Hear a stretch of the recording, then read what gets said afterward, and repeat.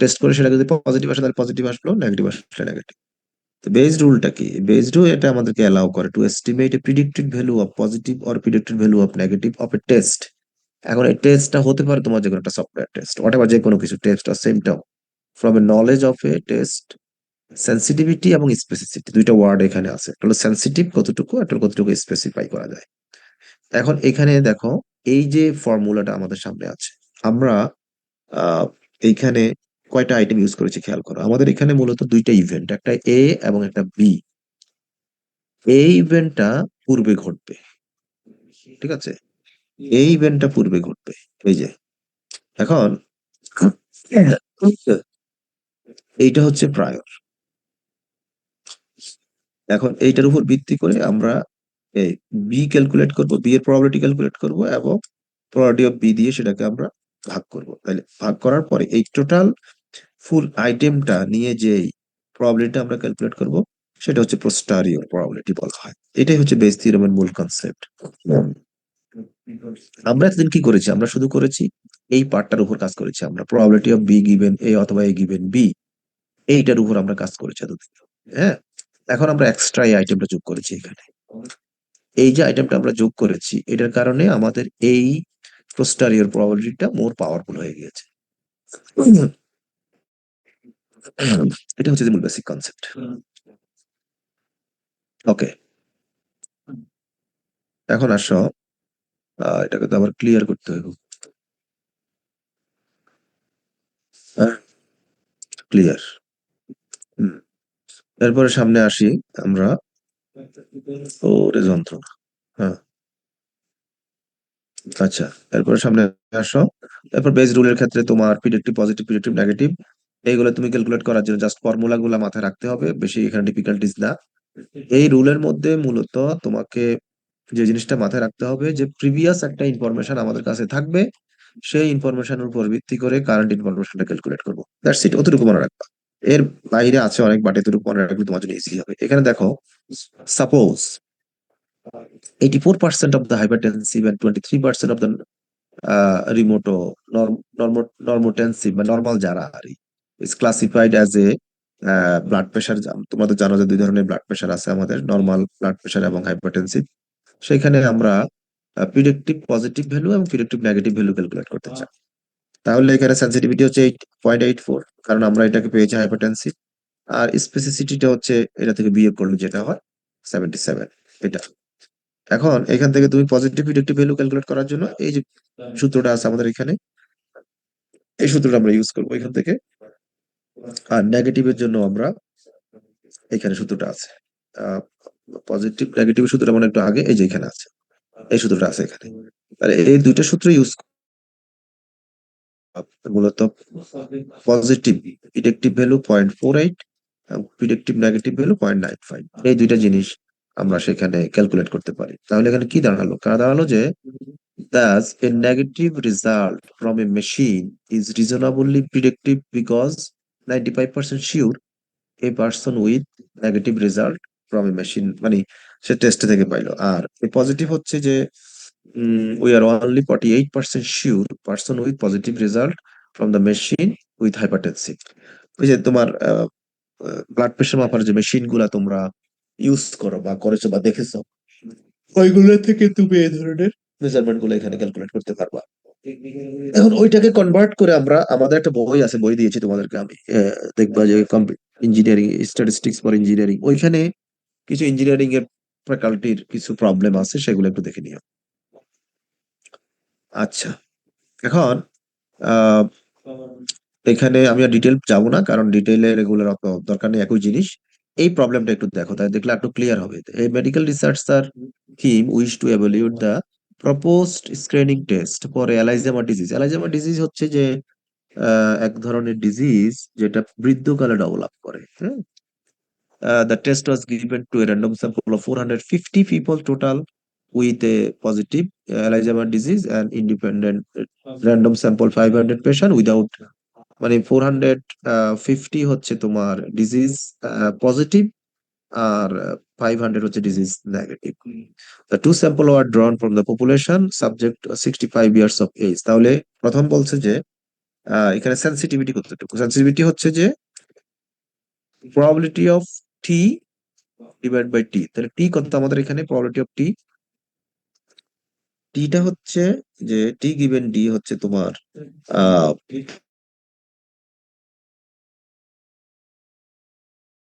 7% এখানে chance that the test is positive. আর স্পেসিফিকটা হচ্ছে যে তোমার দুইটারই কমপ্লিমেন্ট। আমরা জানি যে আমরা প্রবাবিলিটিতে কমপ্লিমেন্ট পড়েছি, এটার অনুপস্থিত যেটা আর পজিটিভ নো, তো 5 জন আছে। আর এখানে হলো নেগেটিভ এবং নো হচ্ছে 495, যেটা টোটাল হচ্ছে 500। তাহলে এইটা হচ্ছে আমাদের স্পেসিসিটি। তাহলে এই দুইটা জিনিসে তুমি এখান থেকে পার্সেন্টেজটা পাইলা। এখন বেইজের ক্ষেত্রে গিয়ে তুমি তখন জাস্ট সিম্পল যে we wish to estimate the probability that a subject who is positive on the test has এলাইজেবিলিটি, এটা হচ্ছে কন্ডিশন। এই শর্ত দিয়ে দিয়েছে। তাহলে এই শর্ত দিলে কি হচ্ছে যে test has positive, who is positive on test এবং হ্যাজ এলাইজেবল ডিজিজ। তাহলে টেস্ট এবং ডিজিজ, এই যে সূত্রটা, সো আমরা এটা অলরেডি পেয়েছি 437/50। আর কমপ্লিমেন্টটা হচ্ছে এটা। তাহলে প্রিডিক্টিভ ভ্যালু কতটুকু আসবে? এই সূত্রতে বসানোর পরে আমরা প্রিডিক্টেড ভ্যালুটা এখান থেকে কত পেলাম? আমরা পেলাম এখানে 93% প্রিডিক্টিভ ভ্যালু পেলাম। এইগুলা হচ্ছে যে আমি পূর্বের একটা তথ্যের উপর ভিত্তি করে একটা নতুন কিছুকে প্রিডিক্ট করার যে ক্যাপাসিটিটা, সেটাই বেসড রুলের মধ্যে আমরা করব। এখন বেজেন ইনফারেন্সটা তোমার alternative definition of the probability inference, এবং আহ, এইটা আসলে খুব ইউজ করা হয়, রিসেন্টলি অনেক বেশি ইউজ হচ্ছে, বাট স্টিল এটা এখনো ফেমাস, বহু জায়গায় ফেমাস না। আচ্ছা, এখন এখানে টু টাইপস অ্যাজ বললাম যে প্রায়র এবং পোস্টারিয়র, এই দুইটা কনসেপ্ট তোমরা অবশ্যই মাথায় রাখবা। প্রায়রটা কি, যেটা বললাম একটু আগে, যে prior probability is an event is the best gas, মানে তুমি পূর্বের কোনো একটা ঘটনা সম্পর্কে বেস্ট গ্যাস করে সেটাকে নিয়ে আসবে, এটা হচ্ছে প্রায়র, মানে পূর্বের। আর তোমার পোস্টারিয়র হচ্ছে যে সেটা হলো যেটা একটু আগে দেখালাম, যে পূর্বেরটাকে কম্বাইন করে বর্তমানটা স্যাম্পলের উপর ভিত্তি করে যে প্রবাবিলিটিটা ক্যালকুলেট হবে সেটাকে পোস্টারিয়র প্রবাবিলিটি বলবে।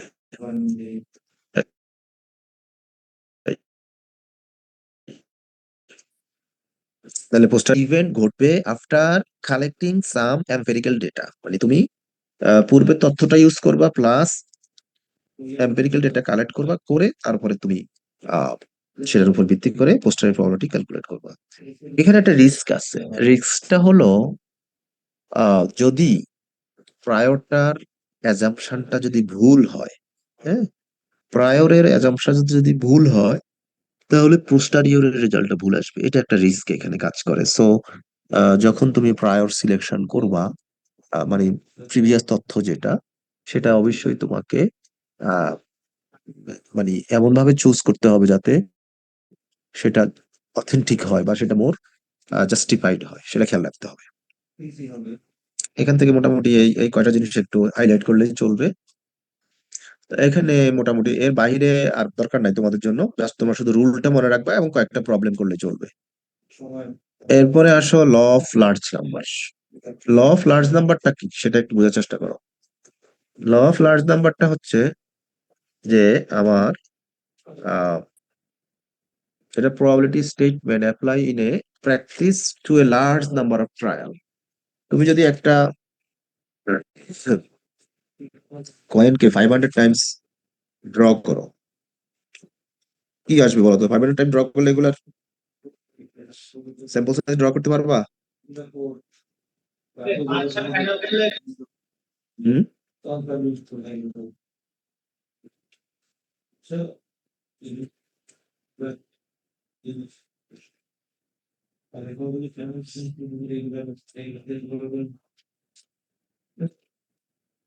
প্রশ্নটা বুঝো নাই?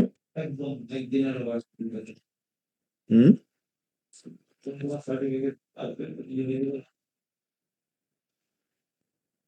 কত রাখবা? No.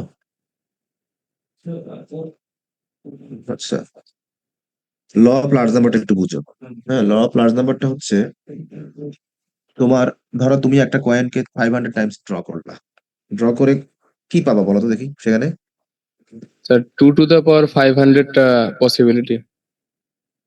রাইট, এটা হিউজ একটা নাম্বার না? জি স্যার। এইটা হচ্ছে ল অফ লার্জ নাম্বার একটা ইস্যু। দেখো, যে law of large number state that probability statement apply in a practice to a large number of trial.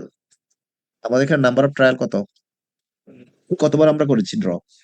500 bar draw করছেন। 500 বার। তাহলে এটা হিউজ নাম্বার।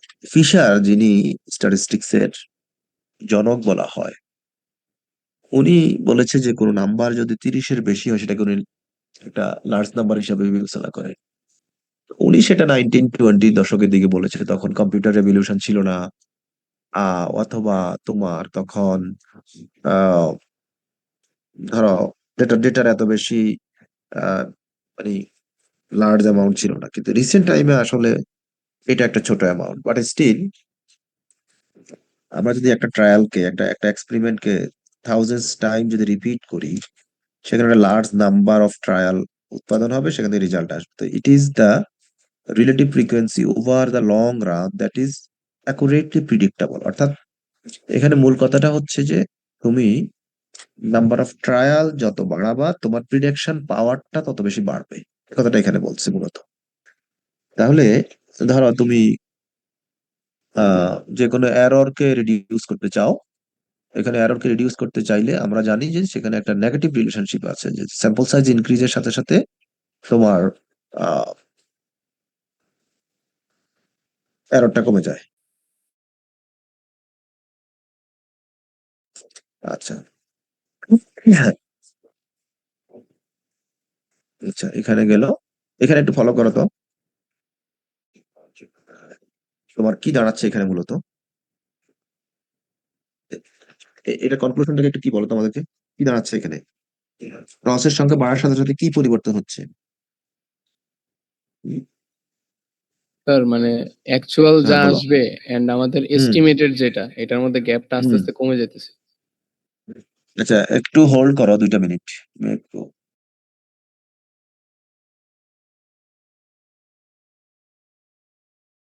থেকে আসে জি স্যার। স্যার। জি স্যার। তোমাদের কি ক্লাস আছে আরেকটা? জি স্যার। জি স্যার। নাই নাই স্যার, আর এটা থেকে কয়টা সেটা? দুইটা 10 থেকে ছিল স্যার। আচ্ছা, ঠিক আছে, আমি তোমাদেরকে ছেড়ে দিচ্ছি। একটু বলি আমাকে কল দিতে। আচ্ছা, আমি তোমাদেরকে ছেড়ে দিচ্ছি, শোনো তোমরা আহ ইয়ের ক্ষেত্রে ওই যে আমাদের যে ম্যাথ বুকটা আছে না, যেটা আমরা নুরুল ইসলাম বইটা, জি স্যার। ওটা থেকে বেইজের অঙ্কগুলা কালকে করবা, করে আমাকে আহ, আমি পরবর্তী ক্লাসগুলোতে আমাকে দেখাবা, ঠিক আছে? আর আমাদের মূলত 3টা ডিস্ট্রিবিউশনের জন্য ধরো 6টা ক্লাস, কোরিলেশন রিগ্রেশনের জন্য 2টা বা 3টা ক্লাস, আরো 10টা ক্লাস লাগবে কমপক্ষে। তবে সেগুলা দেখি কিভাবে শেষ করা যায়। তোমরা আমাকে রাতুল, তুমি আমার সাথে কমিউনিকেশন করবে, তুমি তো কমিউনিকেশন করো না ঠিকভাবে। ওকে, তো ঠিক আছে, যাও নেক্সট ক্লাসে যাও, ঠিক আছে। জি স্যার। ওকে। আসসালামু আলাইকুম স্যার। আসসালামু আলাইকুম।